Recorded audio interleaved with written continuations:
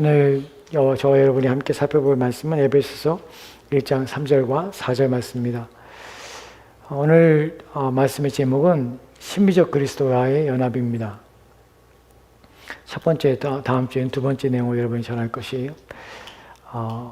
먼저 여러분에게 오늘 말씀에 대하여 잠깐 개략을 설명하면 에베소서 1장 3절과 4절 말씀에 있었던 말씀은 우리의 구원을 이해하는 데 있어서 아주 중요한 구절 중에 하나입니다. 또한 이 구절 통해서 우리는 하나님이 우리를 구원하심에 대하여 하나님을 찬양하게 되며 하나님을 높이게 되며 하나님을 영광을 돌리고자 원하는 마음을 갖게 되는 중요한 구절입니다. 먼저 저는 여러분과 함께 질문을 통해서 이 말씀을 좀 시작하려 합니다. 여러분, 구원은 무엇입니까? 여러분 어떻게 구원을 받으셨습니까? 라는 질문입니다. 거기에 대한 답변들은 여러분이 가지고 계실 것입니다. 설명하자면 이런 것들을 우리는 알고 있습니다. 어떻게 구원을 받았습니까? 예수 그리스도께서 십자가의 죽으심으로 우리가 구원을 얻었습니다. 라고 우리는 대답할 수 있습니다. 그렇다면 여러분인 그리스도께서 십자가에 죽으셨다는 것과 십자가에 죽으셨다는 것은 무슨 의미입니까? 또한 그분의 죽으심과 여러분은 무슨 관련이 있기 때문에 그 안에 무엇이 있기 때문에 여러분이 구원 얻으신 것입니까? 라는 물음을 할 수 있습니다. 제가 질문을 드리는 걸 이해하시겠습니까? 어떻게 구원을 얻었습니까? 예수 그리스도께서 십자가에 달려 죽으심으로 구원을 얻었습니다. 그러면 예수 그리스도께서 십자가에 달리신 것은 무엇입니까? 예수 그리스도 십자가에 달리신 것과 나와는 무슨 상관이 있기에 내가 구원 얻은 것입니까? 라는 질문입니다. 이 질문에 대하여 우리는 이렇게 대답을 하게 됩니다. 예수 그리스도께서 십자가에 달려 죽으신 것은 우리의 죄 때문입니다. 라는 대답입니다. 예수 그리스도께서는 우리의 죄 때문에 우리의 죄를 지은 그 죄에 대한 죄책을 지시고 십자가에 우리를 대신해서 우리의 죽음을 그분이 죽으심으로 우리는 그것을 믿음으로 말미암아 구원을 얻었습니다. 라고 대답하는 것입니다. 이 대답은 정확하고 맞는 것입니다. 오늘 저는 이 의미가 무엇인지에 대하여 또 다른 차원의 말씀을 전하려 합니다. 사실은 여기까지 아는 것만 해도 여러분 대단한 것입니다. 여기까지 여러분이 이해하고 따라온 것만 해도 여러분은 구원에 대해서 많은 부분을 알고 있습니다. 그런데 성경은 여기서 우리의 구원을 말하고 멈추지 않습니다. 더 중요한 부분이 있고 사실은 이 내용을 여러분이 더 자세히 알지 못한다면 여러분의 구원에 있어서 여러분들은 내가 구원을 받지 못했는데 구원을 받았구나 라고 생각할 수 있다는 사실을 구원에 대하여 성경이 뭐라고 말하고 있는가 하는 부분에서 모를 수 있다는 사실입니다. 지금까지 내용 속에서 우리의 죄책이 문제였습니다. 그리스도께서 십자가에 달려 죽으신 것은 나의 죄 때문에 나의 죄를 대신 짊어지고 십자가에 죽으신 것입니다. 여러분, 우리는 하나님 앞에 구원을 받기 위하여 두 가지의 문제를 해결해야 한다는 사실을 알고 계십니까? 죄에 대한 문제입니다.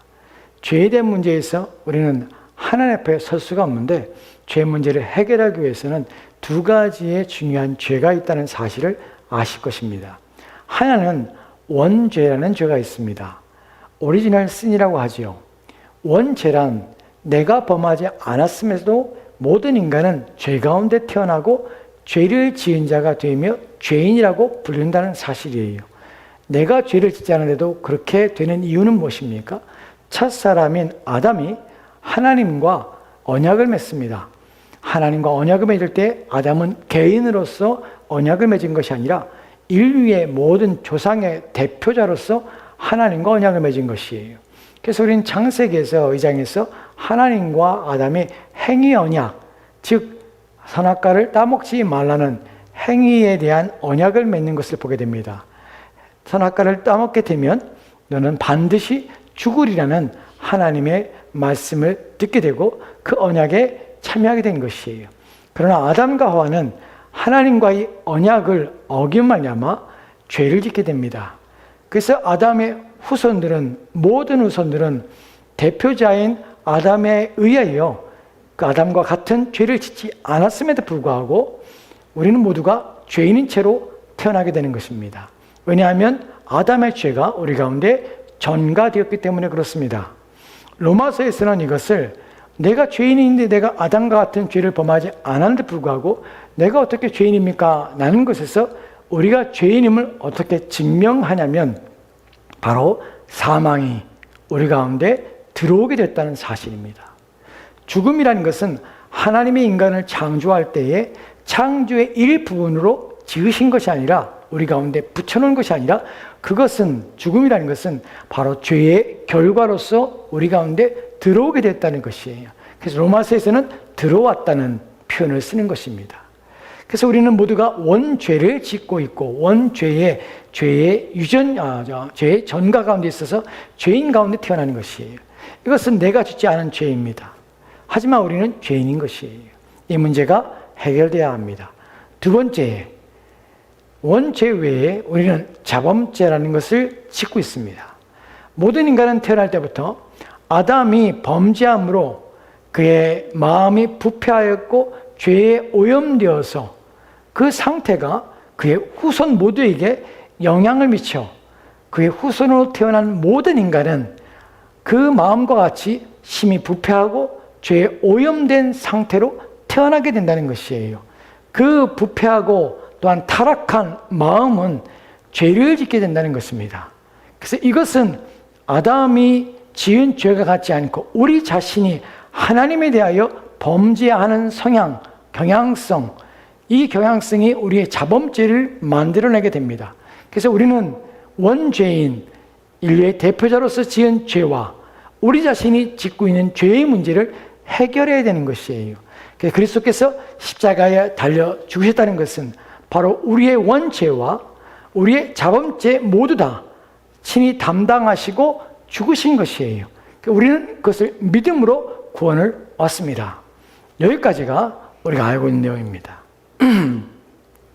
그런데 우리가 그리스도께서 십자가에 달리신 것이 나의 죄 때문입니다. 나의 죄를 담당하시고 나의 죄를 지은 자가 죽을 수밖에 없기 때문에 나를 대신하여 나의 죽음을 죽으심으로 나는 믿음으로 구원을 받았습니다. 라고 말하는 것이 틀릴 수 있습니다. 여기서 우리는 잘못된 함정에 빠질 수 있습니다. 이 부분을 설명드릴게요. 왜 그리스도와의 신비적인 연합이라는 얘기를 하냐면 성경이 구원에 대해서 얘기할 때 여기까지 말하고 그치지 않기 때문에 그렇습니다. 이 말씀은 어려울 수 있습니다. 그러나 중요한 것입니다. 지금부터 말씀을 드리는 내용은 여러분들에게 정말 중요한 내용입니다. 그리고 꼭 필요한 말씀입니다. 우리가 그리스도께서 십자가에 죽으셨다고 할 때에 나는 그것을 믿는다고 할 때에 그것이 비인격적, 무감각적 반응으로 그것을 받아들였다는 사실을 우리는 알아야 합니다. 그것이 바로 구원의 함정입니다. 비인격적, 무의식적 반응으로 나는 구원을 받았다고 생각했다는 사실이에요. 이것을 좀 더 쉽게 설명할게요. 비인격적, 무감각적 방식으로 구원에 대한 것입니다. 오래전입니다. 한 8년 정도 된 지난 시간이 지난 것 같습니다. 제 아내와 함께 식당에 간 적이 있습니다. 가서 식사를 하고 있는데 처음 뵙는 분이 식사를 하는데 오시더니 인사를 했습니다. 아유 목사님, 지난번에 말씀을 잘 들었습니다. 많이 은혜 받았습니다. 그리고 맛있게 드세요 하고 가셨어요. 그래서 아유 감사합니다. 전 누군지 모르는데 감사합니다 하고 인사를 했습니다.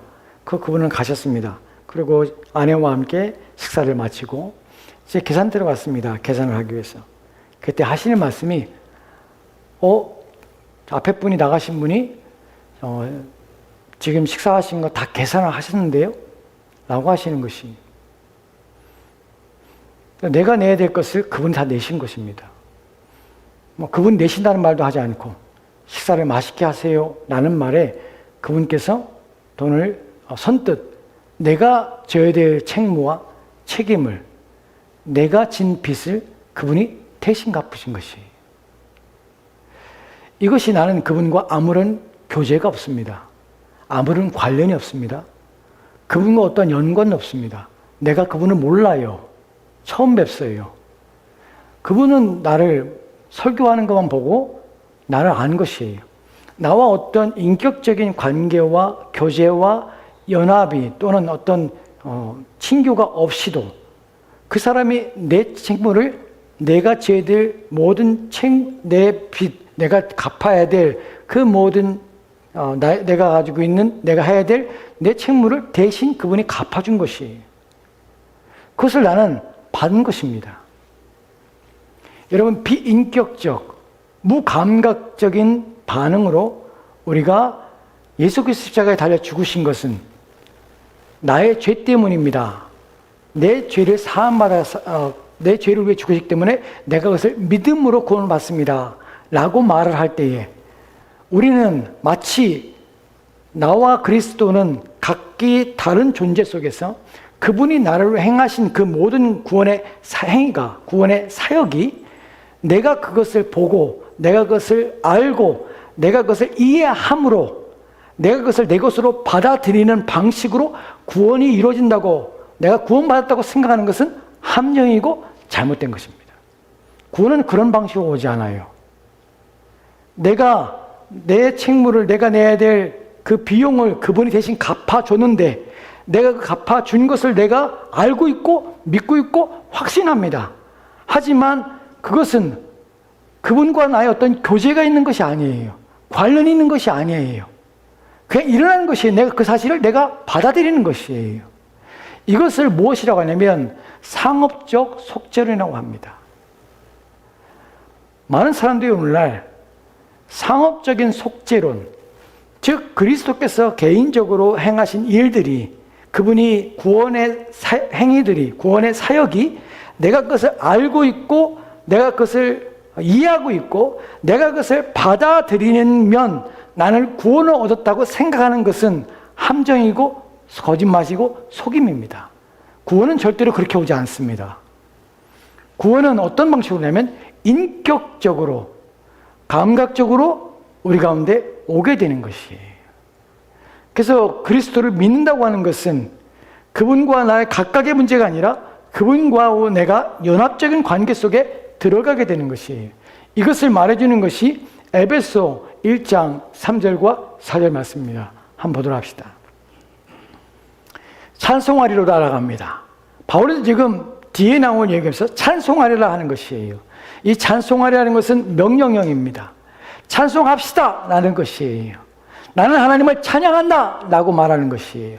더해 나가면 뒤에 있는 내용을 알게 되면 하나님을 찬양할 수 없으면 찬양할 수밖에 없습니다 라고 말하는 것이에요. 그러니까 우리도 이 내용을 알게 되면 하나님 찬양합니다, 하나님 높입니다, 하나님 칭찬합니다, 하나님 영광을 받으시옵소서, 영광스러운 분이십니다 라고 말할 수밖에 없다는 것이에요. 그럼 뒤에 나오는 내용이 무엇입니까? 곧 하나님, 곧 우리 주 예수 그리스도의 아버지께서 그리스도 안에서 하늘에 속한 모든 신령한 복으로 우리에게 주시되, 아멘. 하늘에 속한 모든 신령한 복으로 우리에게 주신 것이에요. 이 사실을 알게 되면 우리가 하나님을 찬양합니다 라고 말하게 되는 것이에요. 근데 여기 중요한 것이 3절과 4절 말씀에서 동일하게 반복되는 한 구절이 있습니다. 무엇입니까? 그리스도 안에서라는 것이에요. 그리스도 안에서 하늘에 속한 모든 신령한 복을 우리에게 주셨고, 창세전에 그리스도 안에서 우리를 택하셨다는 것이. 이분이 중요한 이유는 무엇이냐면 우리는 그리스도 안에서라는 것이 그분과 내가 어떤 인격적인 교제와 또한 연관과 관계가 없이 예수 그리스도와 따로 존재하시고 나는 나대로 각각의 존재가 따로 분리되어 있어서 그 가운데 내가 내 마음이 그분의 뜻과 그분의 행하신 것과 그분의 원하시는 것에 내 마음이 일치되어서 그 마음이 하나가 되는 상태로 나는 구원을 그런 방식으로 이해할 수 있다는 것이에요. 여기까지 무슨 말인지 가십니까? 우리의 구원은 그리스도와 내가 각각의 존재로서 그분이 이루신 그 모든 것들을 내가 그분과 그분의 행하신 모든 것들을 동의하고 또한 그분이 이루신 것을 내가 받아들임으로 말미암아 내 구원이 이루어지지 않는다는 것이에요. 그리스도 안에란 말은 무슨 말이냐면 그리스도와 연합한 관계 속에서 하나를 말하는 것이에요. 한 몸을 말하는 것이에요. 이해가 되십니까? 구원은 내가 그분이 그리스도의 구속의 행위를 내가 그냥 받아들이는 것, 내가 그것을 믿는 것, 아는 지식, 이것이 아니라 그리스도와 나와 영적인 하나됨, 그래서 내가 그분과 관계를 맺고 그분 안에 있으며 그분이 내 안에 계실 때에 그것이 구원이라고 성경이 말하고 있다는 사실이에요. 그러니까 우리는 상업적인 속죄론, 이것이 함정이라는 것이에요. 이 부분을 좀 더 명확하게 해볼까요? 로마서 6장 5절 말씀 보도록 합시다. 같이 읽도록 합시다. 시작. 만일 우리가 그의 죽으심과 같은 모양으로 연합한 자가 되었으면 또한 그의 부활하심과 같은 모양으로 연합한 자도 되리라. 아멘. 만일 우리가 그리스도의 죽으심과 같은 모양으로 연합한 자가 되었으면, 본문에서 연합이라는 말이 두 번이 나옵니다. 연합이라는 것은 무엇이냐면 하나가 된다는 것이 한 몸이에요. 이렇게 생각하면 안 돼요. 연합이란 말이 그리스도가 존재하시고 나는 나대로 존재하고 내 마음이 그리스도의 마음과 하나가 되고 내가 그리스도의 마음에 동의하고 그리스도의 뜻에 동의하고 그리스도의 이루신 것을 내 마음에 받아들이고 하는 것이 연합이 아니에요. 본문에 말한 연합이라는 것은 하나예요. 하나. 둘이 아니에요. 각기 존재하는 것이 아니에요. 그리스도와 내가 연합됐다는 것은 한 몸이 됐다는 것이에요. 그분이 내 안에 들어오신 것이에요. 그래서 내가 그분과 하나가 되었기 때문에 그의 죽으심 때에 나도 같이 죽은 것이에요. 그리고 그분이 부활하신데 나 또한 그분의 부활하심에 함께 참여하는 것이에요. 그분이 부활하시고 내가 그분을 믿기 때문에 그분의 사역을 내가 믿기 때문에 그분이 이루신 걸 내가 믿기 때문에 나는 따로 부활하는 것이 아니라 나는 그분의 부활에 연합되어서 한 몸이 되었기 때문에 그분이 부활하실 때 함께 부활하는 것이에요. 그래서 나의 부활이 온전해지는 것이에요. 이 부분에 대하여 빌립보서 1장 21절 말씀에 이렇게 기록됐습니다. 같이 돌아합시다. 시작. 이는 내게 사는 것이 그리스도니 죽는 것도 유익함이라. 아멘. 이는 내게 사는 것이 그리스도니 죽는 것도 유익함이라. 여러분, 이 말씀에서 내가 사는 것이 누구입니까? 그리스도입니다. 이 말의 의미를 잘 이해하셔야 돼요. 그리스도와 내가 연합하지 않았다면, 하나가 되지 않았다면 우리는 그리스도가 내 안에 사는 것이 아닙니다. 본문에서 분명히 그리스도가 내 안에 사는 것, 내가 사는 것이 내게 사는 것이, 내 안에 사는 것이 내가 아니라 그리스도예요. 중생이란 무엇이냐면 그리스도가 내 안에 들어오시는 것이에요. 교제와 관계를 맺는 것이에요. 연합한 관계가 되는 것이에요. 그러니까 내게 사는 것이 그리스도가 되는 것이에요. 그리스도가 내 바깥에 있어서 그분의 행하신 것을 내가 동의하는 것이 아니에요. 그것을 믿는 것이 아니에요. 그분이 내 안에 들어오셔서 내 안에 사는 것이 구원이에요. 그래서 그런 관계 속이기 때문에 내가 죽는 것이 유익해, 죽는 것도. 왜요? 내가 죽는 것이 영원히 죽는 것이 아니기 때문에 그래요. 왜 그렇죠? 그리스도와 연합하여서 그분과 함께이기 때문에 그분이 부활한 것처럼 그분이 영원히 사는 것처럼 나 또한 영원히 사는 것이에요.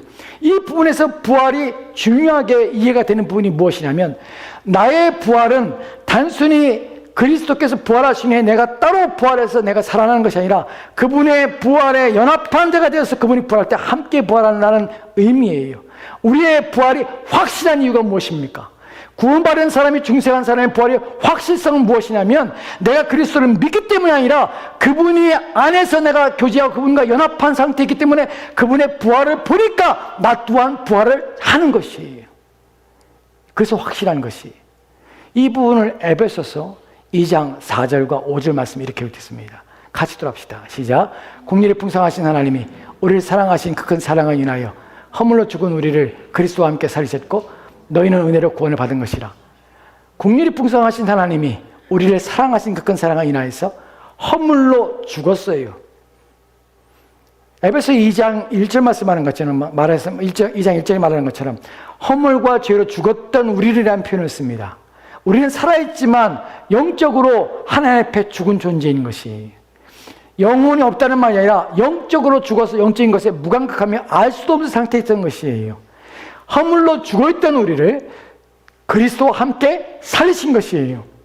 내가 죽어 있었는데 그리스도와 연합되어 있는 상태에서 그의 부활이 단순히 그분의 부활이 되었고, 나는 후에 부활하는 것이 아니라 그분이 부활할 때에, 다시 살아날 때 나 또한 죽었던 내가 그분과 함께 있으므로 나 또한 부활한 것이에요. 그래서 함께 살렸다는 말을 쓰는 것이, 나중에 부활하는 것이 아니에요. 우리는 요한복음 11장에서 나를 믿는 자는, 무릇 살아서 나를 믿는 자는 영원히 죽지 아니하라는 말을 합니다. 이 말의 의미가 무엇입니까? 그리스도 안에서 연합한 자는 죽어도 살겠고, 무릇 살아서 나를 믿는 자는 영원히 죽지 아니하리라. 우린 죽는데 어떻게 죽지 않습니까? 왜냐하면 영원히 죽지 아니하리라. 죽음이라는 것은 무엇입니까? 죽음이라는 것은 단순히 떠나는 것이 아니라, 우리는 죽음이 우리의 육체를, 우리의 썩어질 육체가 새로움을 덧입기 위해서 흙으로 돌아가고, 우리의 영혼은 그리스도와 함께 있는 것이 신자의 죽음입니다. 그때 우리는 영원히 죽지 않게 되는 것이에요. 누구 안에 있기 때문에? 그리스도와 함께이기 때문에. 함께 연합하여서 함께 살아나는 것입니다. 이것이 성경이 뭐라고 말하면 첫 번째 부활을 하는 것이에요. 중생은 첫 번째 부활입니다. 다시 살아나는 것이에요. 왜요? 그리스도와 연합하였기 때문에.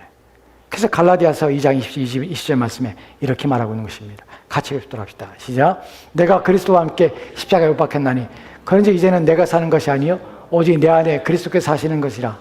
이제 내가 육체 가운데 사는 것은 나를 사랑하사 나를 위하여 자기 자신을 버리신 하나님 아들을 믿는 믿음 안에 사는 것이라. 아멘. 이 구절을 이렇게 이해하면 안 됩니다. 그리스도와 내가 사는 것은 나를 사랑하사 나를 위하여 자신을 버리신 하나님 아들을 믿는 믿음 안에 사는 것을 의미를, 내가 이제 하나님 믿으니까 내가 이제 하나님 뜻대로 살아야지, 나는 이제 하나님의 자녀지, 나는 그렇게 살아야지. 왜냐하면 그리스도께 십자가에 달려 죽으셨으니까, 내가 그것을 믿고 있으니까 나는 이제 하나님의 자녀답게 살아야 돼, 나를 위해 죽으신 그리스도를 살아야 돼 라고 말하는 것은 잘못이에요. 왜 잘못일까요? 그리스도가 내 안에 없는 것이. 본문에 뭐라 합니까? 내가 그리스도와 함께 십자가에 못 박혔어요. 무슨 말이에요? 죽었다는 말이에요. 연합이에요, 연합. 성령은 우리가 중생할 때 우리를 이끌어서 그리스도와 생물학적인, 물론 물질적인 게 아니에요. 우리의 영혼이 그리스도와 연합하게 하는 것이, 그리스도가 그래서 우리와 하나가 되는 것이. 그 내가 사는, 그런즉 이제는 내가 사는 것이 아니에요. 오직 내 안에 누가요? 그리스도께서 사시는 것이. 여러분이 구원이라고 말할 때, 여러분 구원을 비인격적, 무감각적 방법으로 구원에 대해서 이해하면 안 됩니다. 오늘날 많은 사람들이 그렇게 구원을 이해합니다. 그렇게 받아들일 수 있습니다. 예수 그리스도 십자가에 달려 죽으셨습니다. 왜? 내 죄 때문에요. 나를 위해 죽으신 것입니다. 맞습니다. 하지만 그렇게 우리가 믿고 그렇게 이해한다면, 그리스도와 내 마음이 그리스도께 동의하고 그리스도 이루신 것을 내가 받아들인다 할지라도 그것은 상업적 속죄론입니다. 여러분은 누군가 나의 빚을 대신 짊어지고 누군가 내 빚을 대신 갚았다는 사실을 믿음으로 내가 구원 얻었다고 착각할 수 있어요. 그러나 성경이 말하는 구원은 그리스도가 이루신 것을 내가 받아들인 것이 아니라, 그냥 받아들인 것이 아니라, 그것에 동의하는 것이 아니라 그분이 내 안에 들어오는 것이에요. 내가 사는 것이 아니라 그리스도께서 내 안에 사시는 것이 된 것이에요. 그래서 여러분이 그리스도와 관계를 맺고 있지 않다면, 그리스도와 연합되지 않는다면 여러분은 구원받은 것이 아니란 사실이에요. 신자가 왜 신자답게 사냐면 내가 사는 것이 아니기 때문에 그래요. 그리스도와 연합되었기 때문에 그리스도가 내 안에 살게 되는 것이, 그리스도를 닮은 삶을 살게 되는 이유가 이 신비적 연합 때문에 그런 것이. 이것이 얼마나 큰 복인지 아십니까? 나를 그리스도와, 그 높으신 영광스러운 그리스도와 하나가 되게 하신 것이, 일치를 시켜주신 것이, 우리에게 소망이 있는 것이에요. 우리 위로가 바로 이것이에요. 그리스도께서 나를 자신의 것으로 나와 연합하여서 나를 끊을 수 없는 그분의 연합 관계 속에서 나를 엮어주신 것이에요. 이것이 얼마나 큰 위로고 얼마나 큰 복입니까? 그래서 하이데베르그 교류문답 1문 읽다 보면 이렇게 기록되어 있습니다. 문제를 보면 제가 문을 읽겠습니다. 질문이 이겁니다. 살거나 죽거나 당신의 유일한 위안은 무엇입니까? 유일한 위로는 무엇입니까? 당신이 사나 죽으나 당신에게서 가장 유일한 평안과 여러분의 위로가 무엇입니까? 라는 질문에 대하여 답변을 같이 들합시다. 시작. 나의 몸과 영혼이 살든지 죽든지 나는 내 자신에게 속한 것이 아니라 나의 신실하신 구원자 예수 그리스도에 있다는 것이 나의 유일한 위안입니다. 아멘. 나의 유일한 위로는 내가 살든지 죽든지 나의 몸과 나의 영혼이 내 자신에게 속한 것이 아니라 누구에게요? 나의 신실한 구원자이신 예수 그리스도께 있다는 것, 그분이 내 안에 계시고 내가 그분 안에 있다는 것, 이것이 나의 가장 큰 위로요, 위안입니다. 그리스도와 연합은 우리가 우리의 구원을 취소하지 못하게 합니다. 왜냐하면 우리와 연합하신 그리스도는 우리와 분리지 않으시기 때문에 그래요. 그래서 우리는 이렇게 말할 수 있습니다. 로마서 8장 38절과 39절 말씀에는 이렇게 되어 있습니다. 같이 들합시다. 시작. 내가 확신하노니 사망이나 생명이나 선사들이나 권세자들이나 현재이나 장래이나 능력이나 높음이나 깊음이나 다른 어떤 피조물이라도 우리를 우리 주 그리스도 예수 안에 있는 하나님의 사랑에서 끊을 수 없으리라. 아멘. 여러분이 이해할 것이 바로 이것입니다. 하나님의 사랑에서 나를 끊을 수 없는 이유가 내가 그리스도를 믿기 때문이 아니에요. 그리스도의 구원 사역을 내가 믿고 그분이 행하신 것을 내가 동의하며 그것을 내가 받아들이기 때문이 아니에요. 무엇 때문입니까? 우리 주 그리스도 예수 안에 있는 우리가 그 안에 있고 또한 그 안에 있는 하나님의 사랑이 어디 있습니까? 그리스도 안에 있는 것이에요. 우리 가운데 있는 것이 아니에요. 근데 그 사랑이 그리스도 안에 있는데 내가 그리스도 안에 있기 때문에 그 하나님의 사랑이 내 안에 부어지는 것이에요. 그래서 우리는 그 사랑에서 그 어떤 것도 우리를 끌어낼 수가 없는 것이에요. 그것이 무엇입니까? 내가 확신하노니 사망이나 생명이나 천사들이나 권세들이나 현재이나 장래이나 능력이나 높음이나 기쁨이나 다른 어떤 비전이라도 어떻게 해요? 우리를 그리스도 안에 있는 하나님의 사랑에서 우리를 끌어낼 수가 없어요. 왜냐하면 그리스도와 우리가 연합되어 있기 때문에 그래요. 그리스도와 우리의 연합은 그 어떤 것도 분리하거나 또한 끊거나 또한 멈출 수 없는 것이에요. 우리 구원이 어디에 있습니까? 바로 이 연합에 있습니다. 그래도 우리는 확신하는 것이에요. 두려움 없는 것이에요. 이 부분에서 우리 가운데 이 연합이 가져다 주는 놀라운 복에 대해서 마지막으로 말씀을 드리고 말씀 마치도록 합시다. 에베소 오늘 우리가 알겠던 1장 3절과 4절 말씀입니다. 찬송하려다 하나님과 우리 주 예수 그리스도의 아버지께서 그리스도 안에 자들에 속한 모든 신령한 복을 우리에게 주시되, 여기까지 이해하셨습니다. 여러분, 그리스도와 우리의 신비적인 연합은, 이 연합의 복은 그리스도가 십자가에 달려 죽으신 다음에 고안해낸 것이 아니에요. 그때서야 이 자기 멋대로 죄의 성향을 가지고 이렇게 살아가는 인간들을 그냥 내버려 두면 여전히 구원을 받았지만 여전히 자식이 원하는 대로 자기의 뜻대로 인생을 살기 때문에 안 되겠다. 이들을 그리스도와 연합하여서 생명의 연합을 붙여줘서 그들로 하여금 그리스도 안에 살게 해야 되겠다 라고 후에 고안해낸 것이 아니라 언제부터입니까? 창세 전에 그리스도 안에서 우리를 택하신 것이, 창세 전에 성부 하나님께서는 우리를 그리스도와 연합하게 하신 것이 얼마나 큰 복입니까? 여러분, 아담은요, 죄가 없었을 때 아담은 하나님을 대면하여 보았던 자입니다. 하나님과 교제했던 자입니다. 피조물의 대표자로서 하나님의 직무를 받아서 세상 만물을 다스리며 보존하는 일을 했습니다. 첫사람 아담은 죄가 없을 때 피조물의 가장 아름답고 영광스러운 존재였습니다. 그런데 타락 후에 인간은 가장 비참한 상태가 되었지요. 그러나 그리스도 안에서 그리스도 이 땅에 오시고 우리를 그리스도와 연합시켰을 때 우리는 아담이 한 번도 맛보지 못하며 경험하지 못한 어떠한 피조물이 상상도 못할 자리에 위치에 지위에 우리가 오르게 되었다는 사실을 우리는 알아야 합니다. 왜요? 하나님께서는 피조물을 자신과 연합시키신 것이 피조물이 아니라 우리를 자신과 하나가 되게 하신 것이 이 말의 의미가 무엇입니까? 우리가 신이 있는 말이 아니에요. 피조물이지만 하나님께서 우리를 자신의 가족으로 우리를 받아들이신 것이 성경을 그래서 에베소 2장 19절에 뭐라고 합니까? 우리가 하나님의 권속이라. 권속이 뭡니까? 하나님의 패밀리예요. 하나님의 가족이라.